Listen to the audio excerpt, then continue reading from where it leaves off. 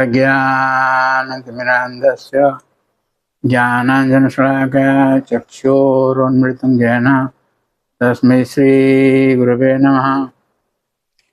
Hare Krishna, dear devotees, welcome to our ISKCON Bulla official YouTube channel. Today I am going to discuss 11th canto, 20th chapter. Process of karma yoga, jnana yoga and bhakti yoga are explained in this chapter in terms of the presence of different good and bad qualities in particular candidates. So the Vedic Shastras are the words expressing the order of the Supreme Personality of Godhead. In these Vedic literatures is found an outlook of dualities based on such concepts as the Varnashram system, and at the same time the Vedas reject this dualistic vision. Uddhava, desiring to understand the reason why the scriptures contain such conflicting ideas and how this might be reconciled, inquired from the Lord Sri Krishna about this matter. The Lord will explain this. And similarly also there is a statement in Chaitanya Charitamrita, I will discuss it later. The Lord says what? In response, the Supreme Lord replied that the Vedas describe the processes of karma yoga, jnana yoga and bhakti yoga for facilitating the attainment of liberation. Karma yoga is designated for those persons who are not detached and who are full of cross desires. Jnana yoga is for those who are detached from the fruits of activity and have given up material endeavors. And bhakti yoga is for those persons who have taken to the principle of yukta vairagya, that is appropriate renunciation, as stated in text 9. Tavat karmani kurvita na nirvidyeta javata mat katha sravanadova shraddha java na jayate. That means as long as one is not satiated by fruitive activity and has not awakened his taste for devotional service by Shravan Kirtanam Vishnu, one has to act according to the regulative principles of the Vedic injunctions. Tavat karmani kurvita. Up to that point one should do his prescribed duties. In his purports, Siddhar Swami says that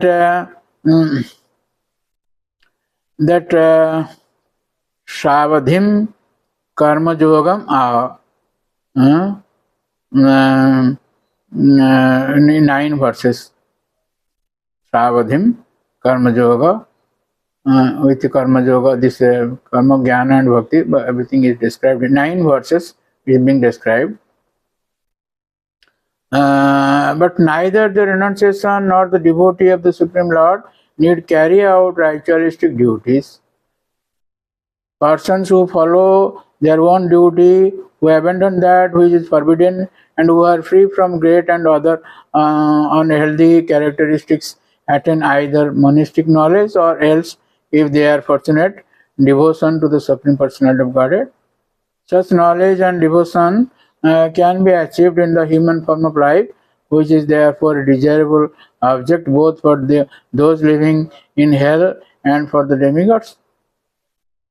So in text 17, the Lord says that very important verse, Nurdayam Adyam Sulabham Sudurlabham Prabham Sukalpam Gurukarnadharam Mayanukulina Navasotaritam Puman Bhavabhina Tarit Swatma. Nurdaya, we have got this human body after completing 80 lakh kinds of living entities. Sudurlabham, that's why it is very rare, but it is also Sulabham.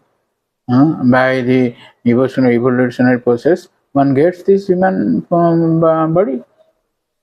This is like a Plavam Sukalpam, very nice boat, and we should accept a spiritual master who is a boatsman, Guru Karnadharam, and Mayanukulena Navasotiritam. And these Vedic literatures, or whatever the Lord says, these are all like a favorable wind.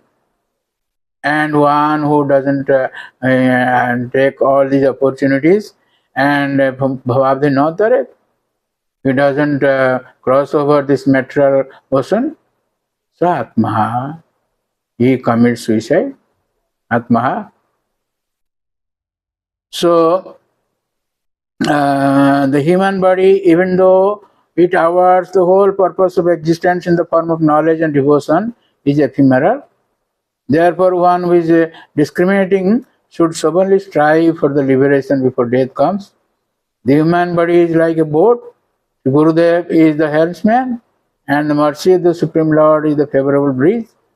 If the person who has attained such a rare boat in the form of the human body doesn't desire to cross over the ocean of material existence, he is in fact the killer of the soul, Atmaha.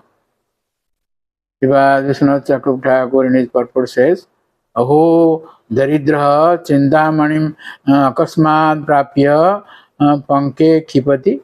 The Lord says this in a very sorrowful mood, just like Vishwanath Chakravarti says, Aho daridram, a very poor man who doesn't get a square meal in a day, but if he gets a chintamani, Chintamani means whichever we touch that with that stone, it becomes gold. Chintamani. All your desires are fulfilled. Chintamani. But one who gets this Chintamani prastara, Chintamani stone, but he doesn't know the value of this Chintamani and throws it away in the river. So how the giver of the Chintamani stone will feel? Similarly, the Lord has awarded us this human form of life. In this form of life, we can go back to the spiritual world. We will get our perfection. We have already described in 7th chapter of 11th canto that while the Lord is creating so many bodies, while He created this human body, He is pleased. Eka dviti chatuspada bahupada statapada bhava santipura sushta tasang me paurushi priya. The Lord has created so many living entities. One is having one leg, 2 legs, 3 legs, bahupada, many legs. But when He created this human form of life, the Lord is very pleased. Because in this form, we can attain the Lord. The mind is fickle, but one should not indifferently allow it to act as at will. Rather, one should conquer the senses and the vital air by intelligence endowed with the quality of goodness to bring the mind under control. Mana eva mana, the Lord says in Bhagavad Gita 6th chapter, Bandhuratma atmanastasya jenat meva atmanajita. Mind is our friend, but if we are under this mind, then it is our enemy. Until the mind finally becomes stable, one should continue to meditate about the process of the creation of all material things in sequence from subtle to gross, and of the destruction in reverse sequence of gross to subtle. This is the process of creation and destruction described in 3rd canto and 4th canto. We will hear. One who has a sense of detachment and renunciation can give up false identification with the body and other sense objects by constantly studying the instructions of his spiritual master. By the yoga practice of jama, niyama and so forth, by cultivation of transcendental knowledge and by worship and meditation upon the Supreme Personality of Godhead, one can remember the Supreme Virtue, one can remember the Super Soul. Virtue or guna means to remain steadfast in the object of one's particular platform of qualification. By developing the desire to reject one's accumulated material association by pursuing the injunction of what is good and what is bad, all of one's inauspicious material activities become diminished. By devotional service to the Supreme Personality of Godhead, all perfections are achieved. Anyone who renders service to the Supreme Lord by constant devotional service will be able to steadily fix his mind upon the Supreme Lord, and thus all desires for sense gratification sitting within the heart will be destroyed. from the root. And in the text 30, the Lord says, Vidyate hrudayanthi chidyate sarva sansaya kiyante chasya karmani mai drushte akhilatmani. Almost similar verse was stated by Sudha Goswami in first canto, second chapter. When one directly perceives the presence of the Supreme Lord, his false ego becomes completely eradicated, all of his doubts are shattered, and heaps of material activities become diminished to nil.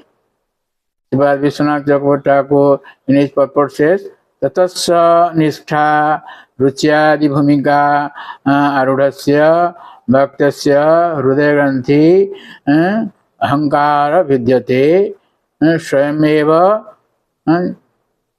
Just like this process of devotional service, bhakti, as stated in Bhakti Rasamrita Sindhu, Adu Shraddha, Sadhu Sangha, the Bhajan Kriya, like that.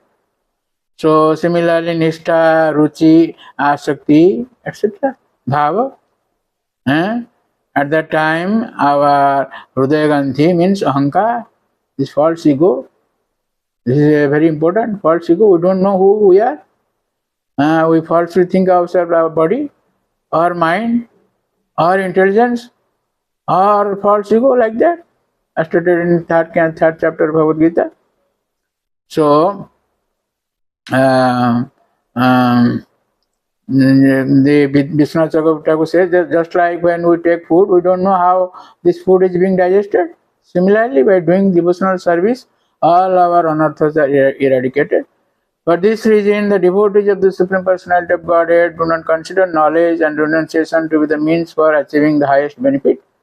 Only in the heart of a person who is devoid of material desire and disinterested in material things can devotional service to the Lord arise. The piety and impiety that result from ritualistic injunctions and prohibitions cannot be applied to the unalloyed pure devotee of the Supreme Lord. In this way, the Lord advises Uddhava. So, the similar also it is stated in Chaitanya Charitamrita, how conflicting points are there. We will discuss it later on. Thank you very much. Please don't forget to subscribe, share, and like our channel and get the blessings of the Lord. Hare Krishna.